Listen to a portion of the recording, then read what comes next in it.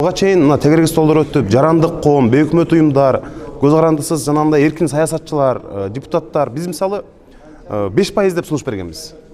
Жанагы төө сурасаң бээ берет деп коет го кыргызда. Биз 5% сураганбыз. Башка саясатчылар депутаттык топ 7% деген. Анан бирок 9% болчу. Президенттин азыркы сөзүнөн мен түшүндүм, 7%га президент макул болгондой көрүндү. Бул саясий жактан дагы, стратегиялык жактан дагы, парламентаризмди күчөтүү жагынан дагы туура кадам. Анткени президент көзү жетти. Кыргызстанда ири саясий партиялар толук калыптана элек. 9%га бир аз эрте, 10%, 9% болгон босого пайыз ошондой мамлекеттер бул көбүнчө диктатуралык, демократиядан тайган, бир көсөм башкарган мындай мамлекеттер ошондой. Демократия калыптанган, сөз эркиндиги, парламентаризм мындай күчтөнгөн мамлекеттерде адатта мындай 3%, 5%. Кээ бир мамлекеттерде 1%, мисалычы. Эгер андай болсо, бизге окшогон жаш партияларга жакшы болмок, бирок биз 7%га деле президенттин азыркы сөзүнөн түшүнгөнүм боюнча мындай түшөт. 7%га бул жакшы. Эми мисалы 7% болсо, жаңыраак, жашыраак партиялардагы, башка партиялардагы сөзсүз эле бир мындай бир олигархтардан жыйналган партияларга кулдук уруп, эми бизди дагы кошо албасаңар болбойт деп барбай, мына өз алдынча эми мындай биригип чыга бергенге мүмкүнчүлүк. Ата мекенде эле мына 11 мандат менен келген, азыраак добуш алган, бирок баары парламентте мындай өзүнүн бир мындай эмесин жаратты да, мындай кармап турган, мындай күрөө тамырда кармап турган партиялардын бири болду да. Ошондой болот. Эмкиде дагы Кудай буйруса, менимче ушул 5-6 партиянын келиши күтүлөт деп ойлойм. 2 же 3 эле партия болуп калса, бул туура эмес болмок. Биз ушуга кашап келатканбыз. Менимче ошон үчүн президент дагы ойлонду окшойт деп ойлойм да. Урматтуу мекендештерим, буга чейин ар кандай аянчыларды айтып келгем, дагы бир жолу баса бергилейм. Өлкөнүбүз үчүн жарандык коом ачык, массалуу маалымат каражаттары эркин, парламент күчтүү болушу абзел. Бул демократиялык коомдогу негизги баалуулуктар. Аны менен катар партиялык системаны өнүктүрүү чоң мааниге ээ. Партиялык система партияларды ирилештирет, регионализмди жоготот, программаларды, идеяларды бириктирет. Партиялардын социалдык базасы кеңейтет, ар кайсы кесиптеги коомдун ар кандай катмарындагы адамдардын биригүүсүн шарттайт. Парламенттик сапаттык курамына партиялар жоопкер. Ал партиялардын түзгөн тизмесине көз каранды. Бул маселени бир гана лидер чечпей, партиялык демократия болушу абзел. Партиянын жетекчиси гана депутаттык мандаттардын тагын чечкен партиялык важизм болбош керек. Партиялардагы ички демократияны орнотууга катуу көңүл буруу зарыл. Урматтуу мекендештерим, жогоруда айткандай, биз мыйзам базасы, шаан эрежелери күн мурун танытылсын деген сөзүбүзгө турдук. Укуктук база түзүлдү. Биз айткан уадабызды аткардык. Азыркы учурда дагы бир гана жагдай жөнүндө пайыздык чек тууралуу талкууларга чекит коюла элек. Бул маселе боюнча менин пикиримди билүүгө ынтызар болгон мекендештерим, айрым депутаттар мага түз да маалымат каражаттары аркылуу да кайрылышты. 9% деген чекти мына ушул жерде отурган депутаттар, мына сиздер көпчүлүгүңөр колдоп, мыйзам кабыл алынган эле. Бул норма шайлоого катыша турган саясий күчтөр тарабынан кызуу талкууга алынып, азыр өзгөртүүнү талап кылууда.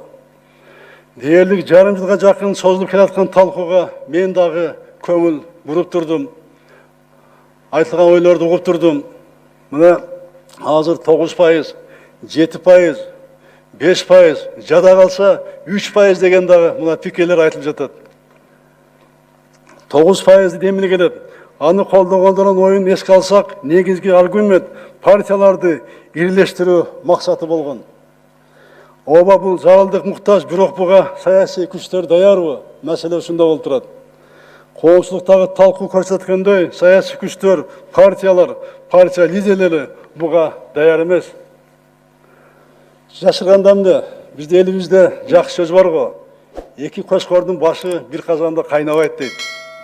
Bizde mına ушундай эле ар бир саясатчы өзүн лидер катары тааныйт.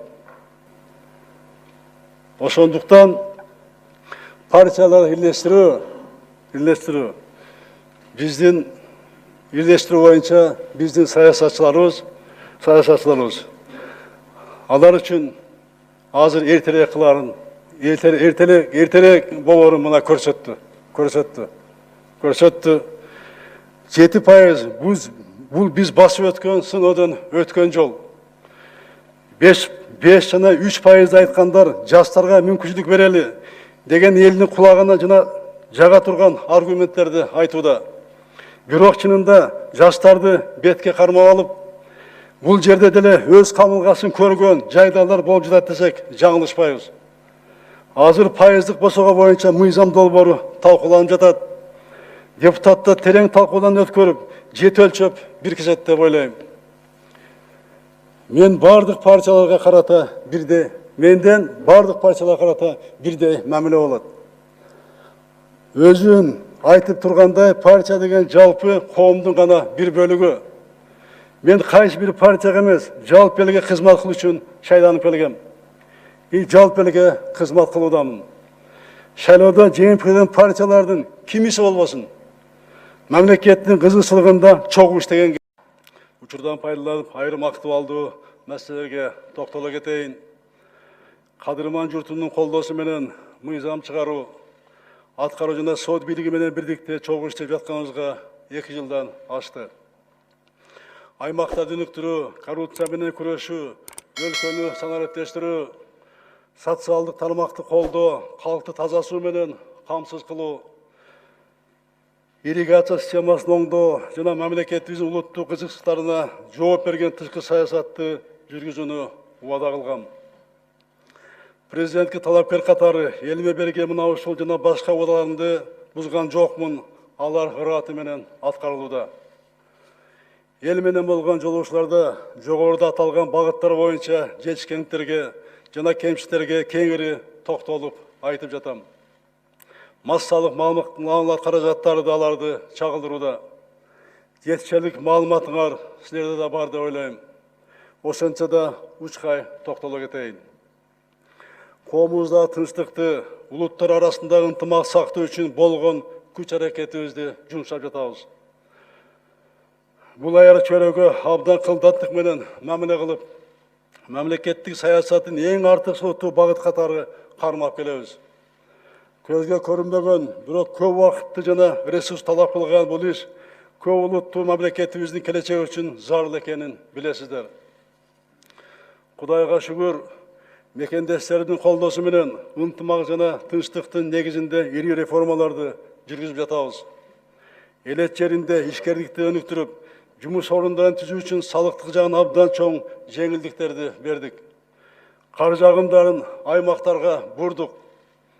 Өзүңөр күбө болуп жаткандай, мамлекеттик каржы институттардын каражаттары элет тегешкерлердин демилгесин колдоого багыттадык.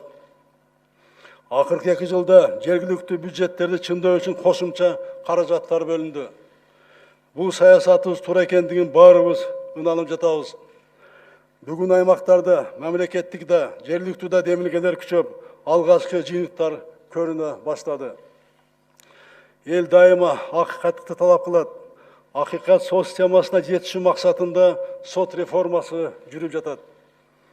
Тергөөнүн жана сот процессин ачык айкындыгына багытталган кылмыштардын жана жоруктардын бирдиктүү реестри иштей баштады. Санариптик инфраструктура, аудио-видео байкоо жана протоколдоштуруу киргизилип жатат. Эски репрессивдик мыйзамдардан кетип жатабыз. Максатыбыз олуттуу эмес мыйзам бузууларды, жасаган жарандарды, өзгөчө жаш өспүрүм балдарды, криминалдык шөрөнүн түз таасирин сактап калуу, кириптер кылбоо. Ошону менен катар судьялык кызмат орундарга талапкерлерди тандоо сапатын жогорулатуу талабы коюлууда. Мыйзам бузган бир нече судьялар кызмат орундарынан бошотулду. Ушу реформаны баштаар алдында 18-жылы соттук реформа кеңешинин жыйынында соттук корпуска алар баяндама жасап атканда мен суроо бердим эле. Ушу соттук реформаны ишке ашырыш үчүн соттук корпуска эмне керек деп. Ошондо айтышты эле, бизге саясий эрк жана каражат керек деп. Мына саясий эрк бар. 19-жылы көптөгөн каршылыктарга карабастан соттук укуктук реформаны мына баштадык. Каражаттарды 19-жылга башка тармакта талап кылып турса дагы соц тармак 38%га соттук реформага соц системасына мына бөлүндү, көбөйтүлдү. Санариптештирүү мына болуп жатат. Эң алдыңкы технологиялар менен аудио фиксация системасы мына киргизилип жатат. Биз мына аткарып жатабыз. Бирок 2 жылдык мына биздин байкоолор көргөздү, бир эле бул жетишсиз эмес экендигин. Биринчи, бир сот орну боюнча сот системасынын тазалоо мүмкүн эмес экенин көрсөттү. Мына мен соттордун жыйында да айтып атам. Ар кандай жыйында. Биринчи, өзүңөрдүн адамдык абириңерди, ички ыйманыңарды козгогула. Ошондо гана соттук реформа ийгиликке жетет. Болбосо